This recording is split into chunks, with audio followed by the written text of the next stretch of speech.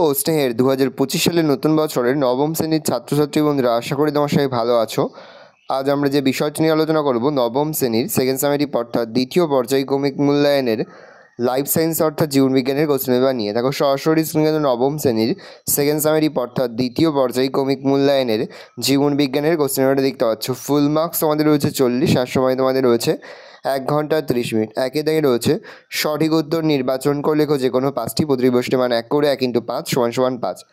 সালোক সংশ্লেষ কার্যবর্ণালী হলো বর্ণালীর নীল ও লাল অংশ, কমলা ও বেগুনি অংশ, লাল ও সবুজ অংশ, নীল ও সবুজ অংশ, তবে নীল ও লাল অংশ। সপুষ্পক পূর্ণ মৃতজীবী হলো উত্তর হবে মনোট্রোপা।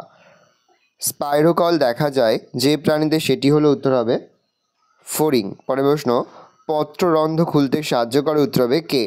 সুস্থ মানুষের স্বাভাবিক হৃদস্পন্দন কোনটি তা চিহ্নিত করো, উত্তর হবে মিনিটে 72 বার। যে উৎসেচক সন্ধান প্রক্রিয়া ঘটায় সেটি হলো উত্তর হবে জাইলেম। রক্তে আরবিসি এর পরিমাণ বেড়ে যাওয়াকে বলে, উত্তর হবে পলিসাইথেমিয়া। 2 থেকে রয়েছে একটি বাক্য উত্তর যে কোনো দুটি, প্রতিটি প্রশ্নের মান 1 করে 1 × 2 = 2। প্রাণীকোষে সালোক সংশ্লেষ হয় না কেন? প্রাণীকোষে ক্লোরোফিল না থাকায় সালোক সংশ্লেষ হয় না। কোন খনিজ মৌলটি ক্লোরোফিল সংগঠনে প্রয়োজন, উত্তর হবে ম্যাগনেসিয়াম। কোন কোষ দ্বারা পত্ররন্ধ্র বেষ্টিত থাকে? রক্ষী কোষ দ্বারা। তরুক্ষীর ক্ষীর কোথায় পাওয়া যায়?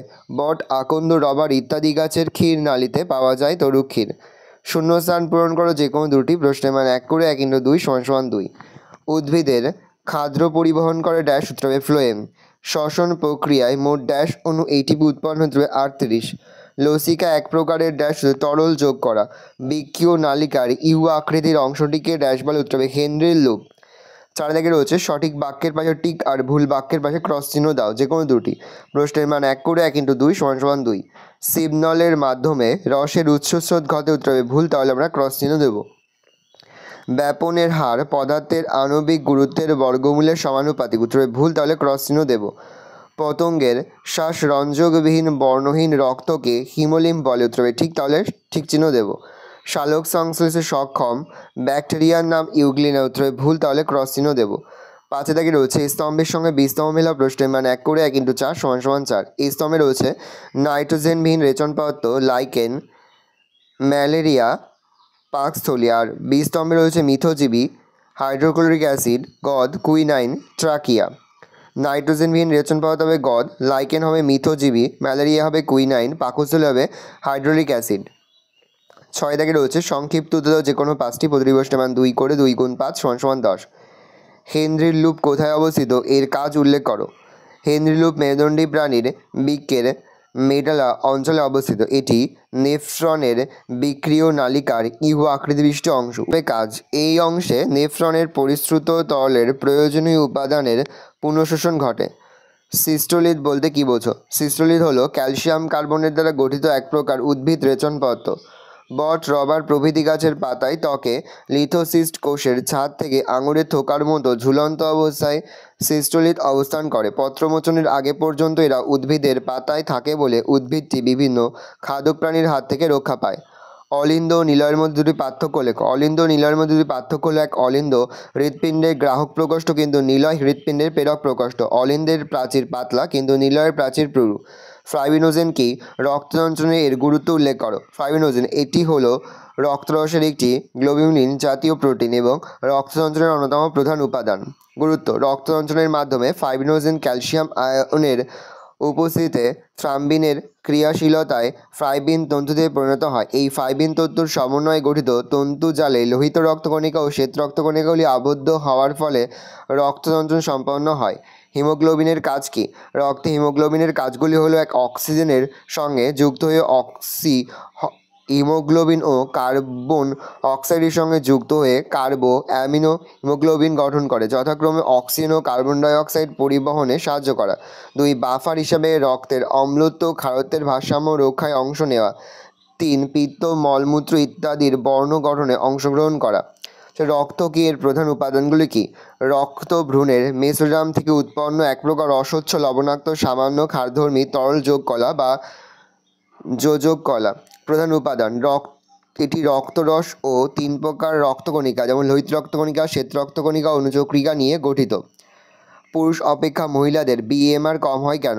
মহিলাদের দেহবর সমবয়সী পুরুষের তুলনায় কম থাকে বলে তাদের বিএমআর কম হয়। 2 মহিলাদের দেহে মেদকলার মাত্রা সমবয়সী পুরুষের তুলনায় বেশি হয়। এই কোষের বিপাক হার পেশী কোষের বিপাক হারের তুলনায় কম। এই কারণে পুরুষ অপেক্ষা মহিলাদের বিএমআর কম হয়। মিথজীবীয় পুষ্টি কাকে বলে? একটি উদাহরণ দাও। মিথজীবীয় পুষ্টি বা মিথজীবিতা যে পুষ্টি পদ্ধতিতে দুটি ভিন্ন জীব পরস্পরের সাহচর্যে বাস করে এবং একে অপরের ওপর পুষ্টি, প্রতিরক্ষা, বাসস্থান ইত্যাদির জন্য নির্ভরশীল হয়ে বেঁচে থাকে তাকে মিথজীবীয় পুষ্টি বা মিথজীবিতা বলে।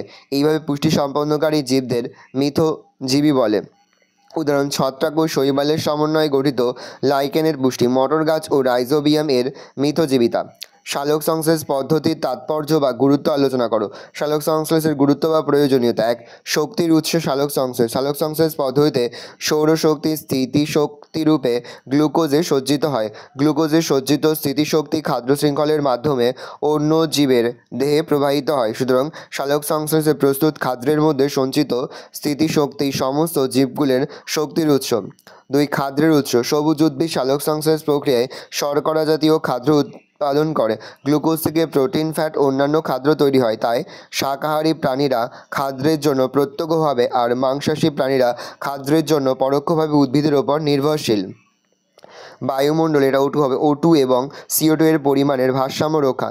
জীবকুল শ্বসন প্রক্রিয়ার সময় O2 গ্রহণ করে এবং CO2 পরিত্যাগ করে। শুধুমাত্র শ্বসন প্রক্রিয়া চলতে থাকলে বাতাসে এটা O2 হবে। O2 এর পরিমাণ কমে যেত এবং CO2 এর পরিমাণ বেড়ে গিয়ে পরিবেশ দূষিত হতো। কিন্তু সবুজ উদ্ভিদের সালোক সংশ্লেষ প্রক্রিয়ার জন্য বায়ুর CO2 গৃহীত এবং পরিবেশে O2 মুক্ত হয়। ফলে বায়ুতে O2 এবং CO2 এর ভারসাম্য বজায় থাকে। 4. জ্বালানির উৎস। প্রাকৃতিক বিপর্যয়ের ফলে উদ্ভিদ মাটির নিচে চাপা পড়ার বহু বছর পরে কয়লা ও খনিজ তেল রূপান্তরিত হয়। কয়লা ও খনিজ তেল সঞ্চিত শক্তি হল প্রকৃতপক্ষে অতীতকালের সালোক সংশ্লেষের মাধ্যমে আবদ্ধ সৌরশক্তি, অর্থাৎ সমস্ত জ্বালানির উৎস হল উদ্ভিদের সালোক সংশ্লেষ। 5. মানব সভ্যতার অগ্রগতিতে ভূমিকা। উদ্ভিদ থেকে আমরা খাদ্য, কাঠ, কয়লা, বস্ত্র, রবার, কাগজ, বিভিন্ন প্রকার রং, আঠা বিশিষ্ট ওষুধ ইত্যাদি প্রয়োজনীয় সামগ্রী পেয়ে থাকি। সুতরাং মানব কল্যাণ এবং মানব সভ্যতার বিকাশে সালোক সংশ্লেষের অবদান অপরিসীম।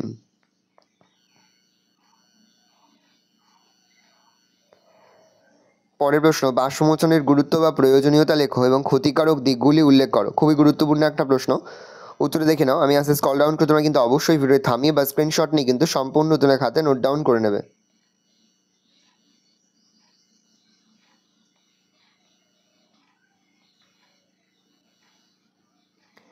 পরের প্রশ্ন: উদ্ভিদের খাদ্য সংবহন প্রক্রিয়াটি সংক্ষেপে বর্ণনা করো। প্রশ্নের মান 5। দেখে নাও।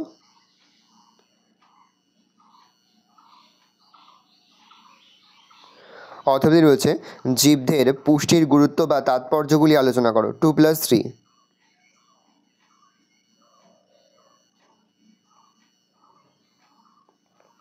পরের প্রশ্ন: উদ্ভিদের রেচনপত্র ত্যাগের বিভিন্ন পদ্ধতির বর্ণনা দাও বা বিবরণ দাও।